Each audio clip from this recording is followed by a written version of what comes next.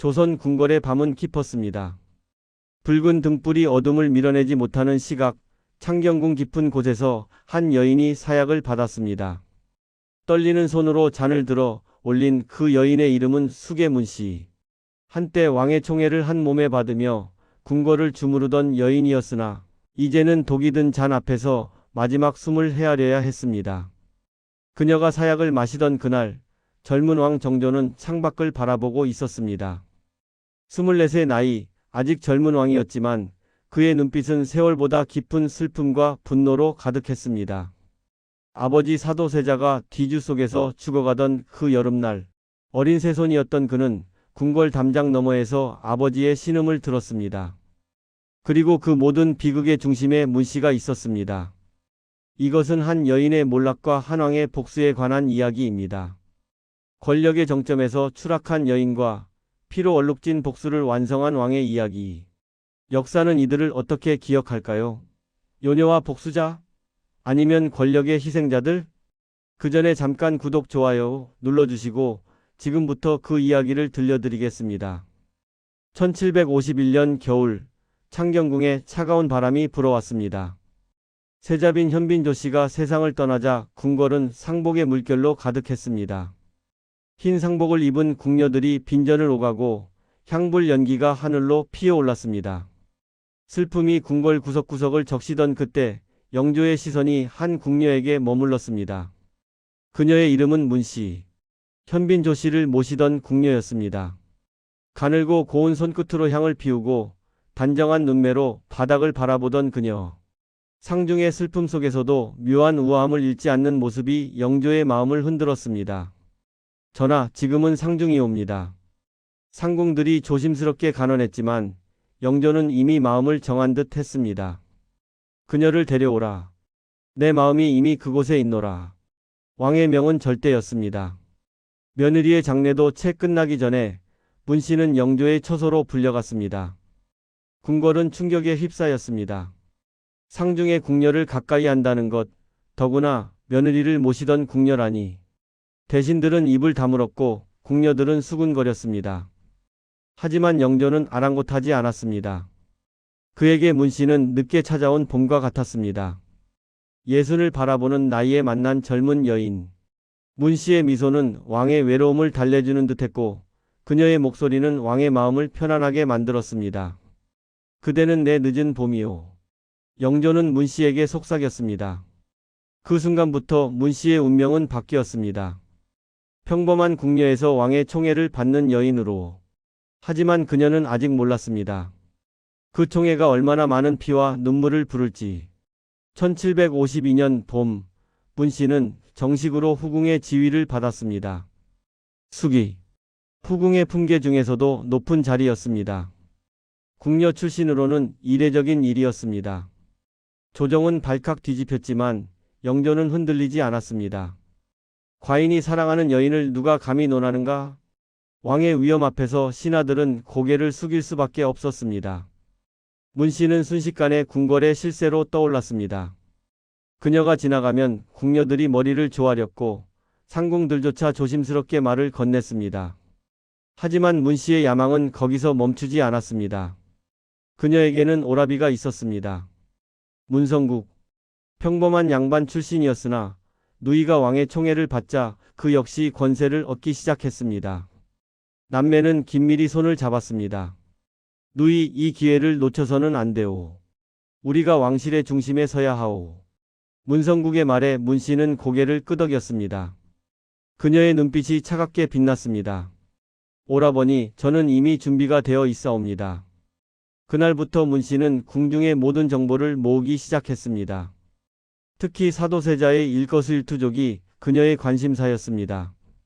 세자가 누구를 만나는지, 무슨 말을 하는지, 어떤 행동을 하는지 모든 것이 문씨의 귀에 들어갔고 다시 영조의 귀로 흘러갔습니다.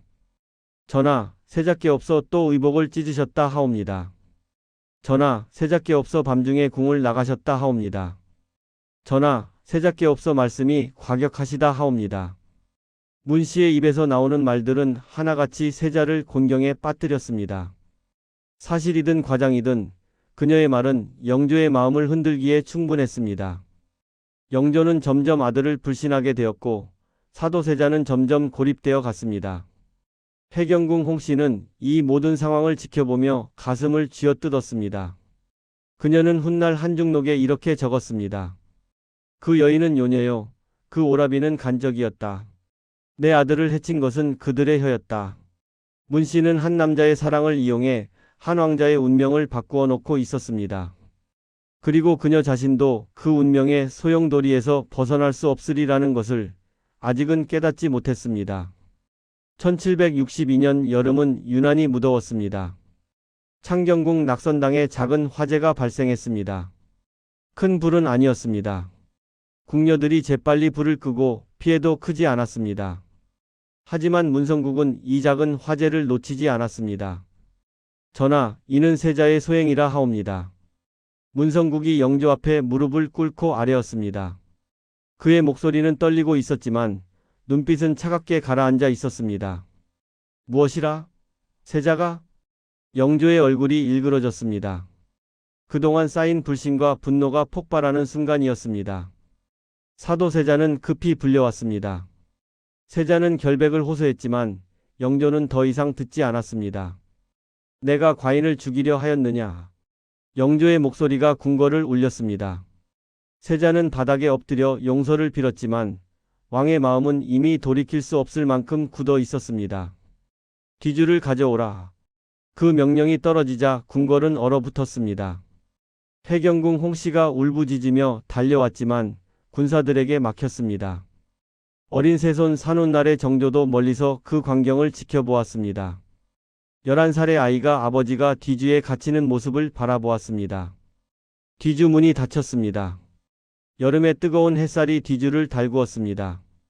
하루가 지나고 이틀이 지나고 3일이 지났습니다.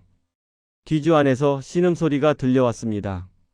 처음에는 크게 울부짖던 목소리가 점점 약해졌습니다. 8일째 되는 날 뒤주는 조용해졌습니다. 뒤주가 열렸을 때 사도세자는 이미 차갑게 식어 있었습니다. 어린 세손은 그 모든 것을 보았습니다. 아버지의 신음을, 어머니의 울음을, 그리고 멀리서 들려오는 문씨의 웃음소리까지. 그날의 냄새, 그날의 소리, 그날의 공포. 모든 것이 어린 왕자의 가슴에 불로 새겨졌습니다. 아버지. 세손의 입술에서 작은 소리가 새어 나왔습니다. 하지만 아무도 그 소리를 듣지 못했습니다.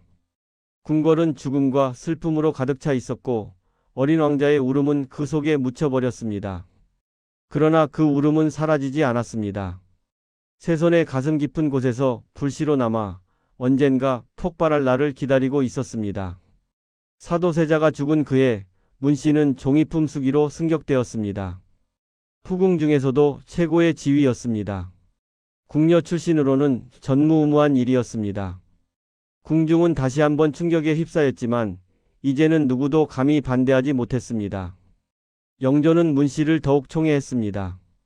아들을 잃은 슬픔 속에서 그녀만이 위로가 되는 듯 했습니다.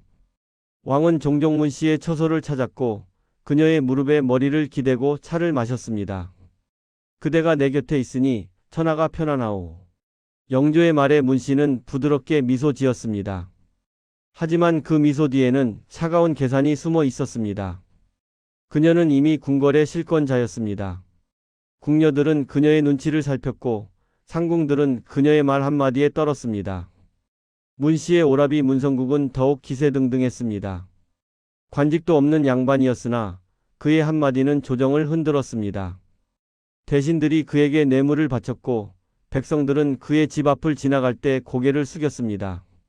누이, 우리가 이제 조선의 중심이오. 문성국이 득의양양하게 말했습니다. 문씨도 고개를 끄덕였습니다. 그녀는 이제 왕실의 어른들조차 꾸짖을 수 있는 위치였습니다. 대왕대비가 그녀를 불러 꾸짖으려 하자 오히려 문씨가 냉소를 보냈다는 소문도 있었습니다.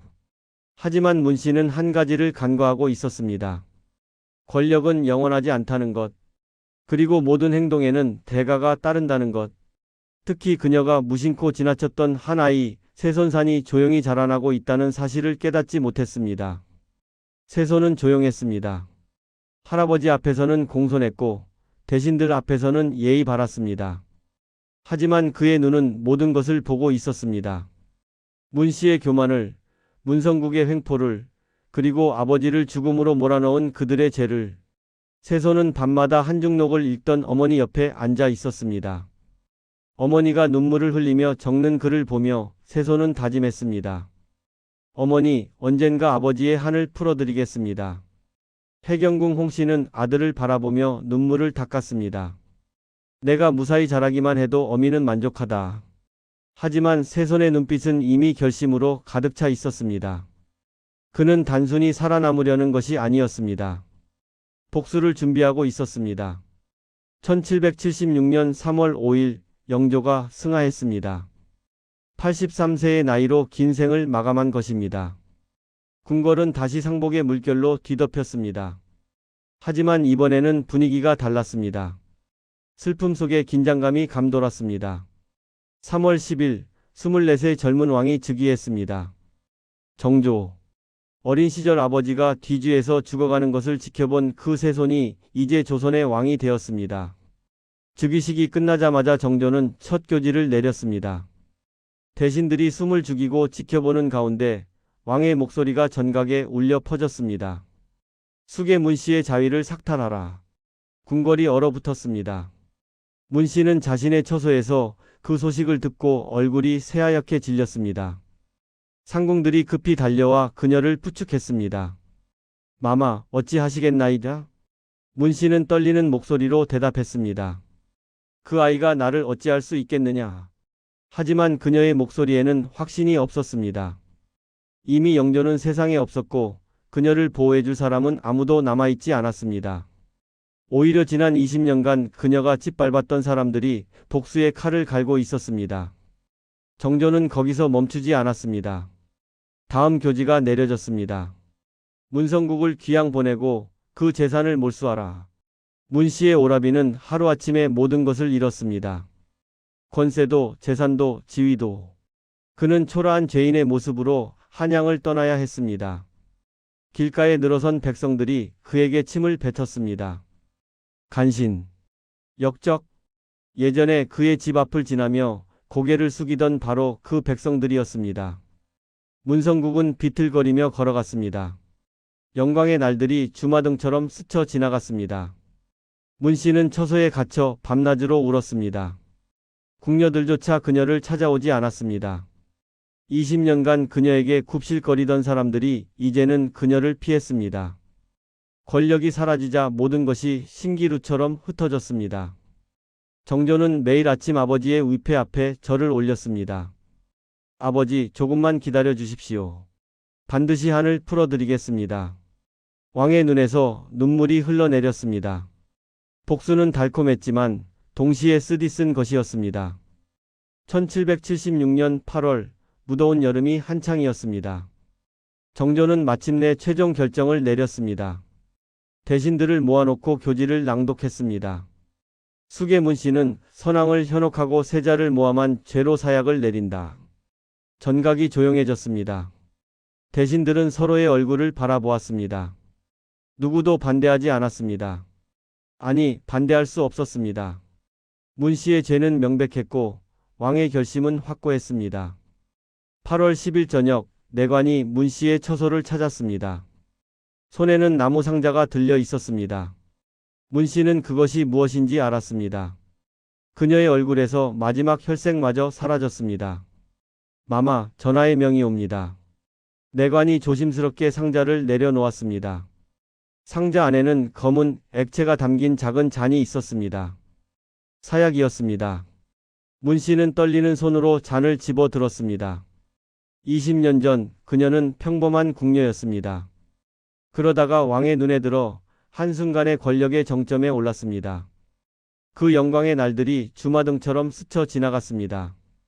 영조가 처음 그녀를 보던 날, 그대는 내 늦은 봄이오라고 속삭이던 그 목소리, 후궁으로 책봉되던 날의 화려함, 궁녀들이 머리를 조아리던 광경, 문성국과 함께 조선을 주무르던 날들. 하지만 그 모든 것이 허상이었습니다.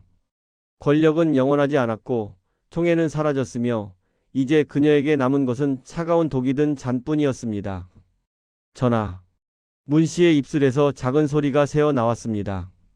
누구에게 하는 말인지 알 수 없었습니다. 이미 세상을 떠난 영조에게인지 아니면 자신에게 사약을 내린 정조에게인지. 저는 그저 마지막 말은 끝내 이어지지 않았습니다. 문 씨는 눈을 감고 잔을 입술에 가져갔습니다. 독이 목구멍을 타고 내려갔습니다. 쓰디 쓴 맛이었습니다. 20년간 누린 영광보다 더 쓴 맛이었습니다.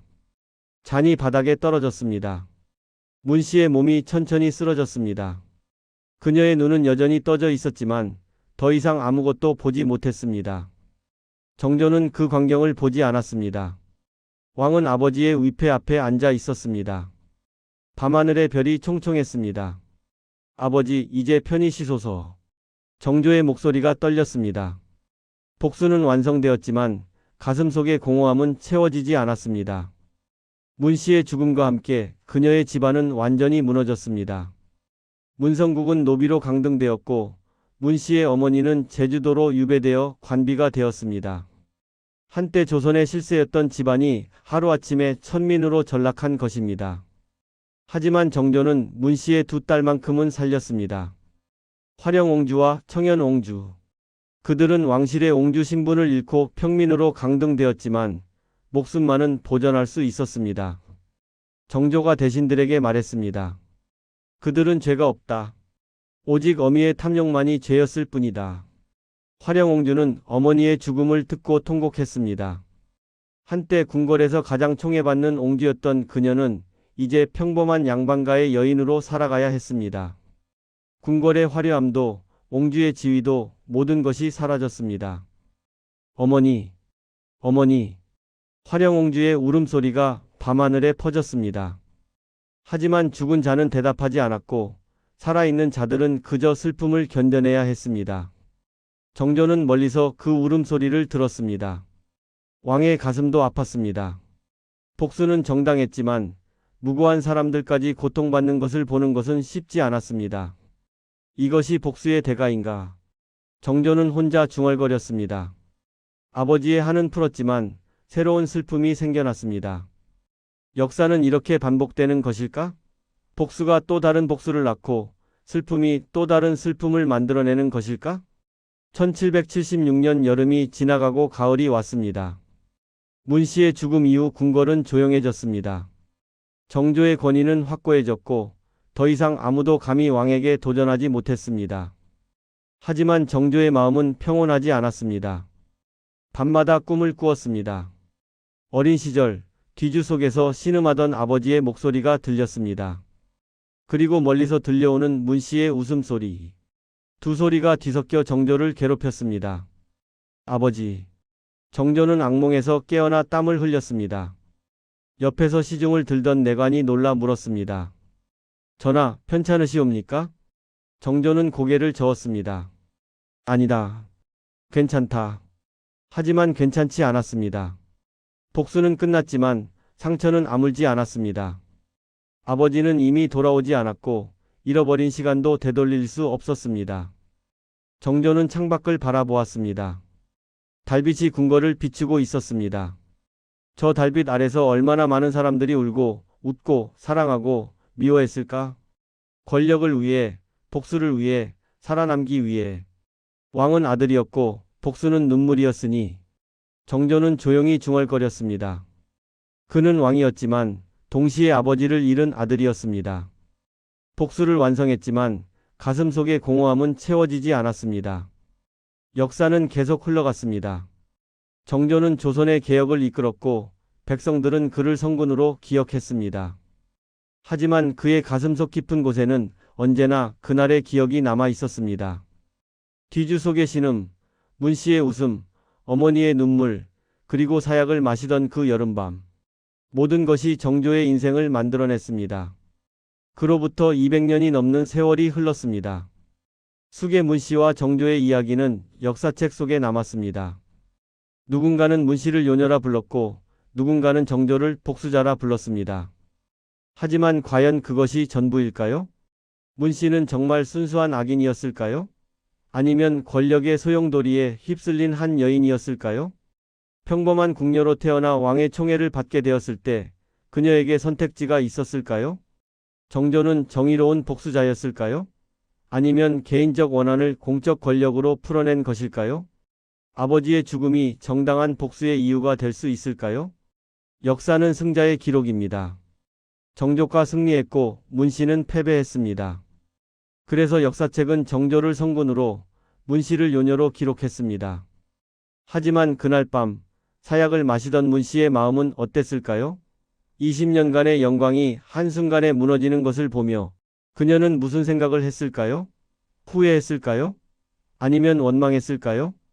그리고 복수를 완성한 정조의 마음은 또 어땠을까요? 정말로 마음이 편안해졌을까요? 아니면 새로운 슬픔이 가슴을 채웠을까요? 권력은 한순간의 꽃입니다. 아무리 화려해도 결국 시들고 맙니다. 문씨가 그것을 몰랐을까요? 아마 알았을 것입니다. 하지만 알면서도 손을 뻗었을 것입니다. 왜냐하면 인간은 원래 그런 존재니까요. 복수는 마음의 불씨입니다. 한번 타오르면 쉽게 꺼지지 않습니다. 정조가 그것을 몰랐을까요? 아마 알았을 것입니다. 하지만 알면서도 복수를 선택했을 것입니다. 왜냐하면 그는 아버지의 아들이었으니까요. 역사는 계속 반복됩니다. 권력을 향한 욕망, 복수를 향한 의지, 살아남으려는 몸부림. 이 모든 것이 역사를 만들어냅니다. 숙의 씨와 정조의 이야기는 끝났지만 그들이 남긴 질문은 여전히 우리 곁에 있습니다. 권력이란 무엇인가? 복수는 정당한가? 용서는 가능한가? 인간은 자신의 운명을 선택할 수 있는가? 이 질문들에 대한 답은 아직도 찾지 못했습니다. 어쩌면 영원히 찾지 못할지도 모릅니다. 하지만 그 질문들을 계속 던지는 것, 그것이 바로 역사를 배우는 이유일 것입니다. 조선 궁궐의 밤하늘에는 여전히 별이 빛나고 있습니다. 그 별빛 아래서 사람들은 여전히 살고 사랑하고 미워하고 용서하고 있습니다. 그리고 언젠가 오늘의 우리도 역사가 될 것입니다. 후세 사람들이 우리의 선택을 어떻게 판단할까요? 우리는 정조처럼 기억될까요? 아니면 문씨처럼 기억될까요? 그것은 아무도 모릅니다. 다만 한 가지는 확실합니다. 역사는 반복되고 인간은 배우지 못하며 권력은 더덥고 복수는 슬프다. 그리고 그 모든 것 속에서도 우리는 계속 살아갑니다. 밤은 깊어갑니다. 창경궁의 낙선당, 그곳에는 더 이상 뒤주가 없습니다. 숙의 문씨가 살던 처소, 그곳에는 더 이상 사약 잔이 없습니다. 하지만 역사는 남았습니다. 기록은 남았습니다. 질문은 남았습니다. 그리고 우리는 그 질문들을 안고 살아갑니다. 권력이란 무엇인가? 복수는 정당한가? 인간은 자신의 운명을 선택할 수 있는가? 이 질문들에 대한 답은 여러분의 가슴 속에 있을 것입니다. 오늘 밤 이 이야기를 들으신 여러분, 혹시 여러분이라면 어떻게 하셨을까요? 문씨의 자리에 있었다면? 정조의 자리에 있었다면? 사도세자의 자리에 있었다면? 생각해 보시기 바랍니다. 역사는 과거의 이야기지만 동시에 현재의 거울입니다. 그 거울 속에서 우리 자신을 발견하는 것, 그것이 바로 역사를 배우는 진정한 의미일 것입니다. 감사합니다.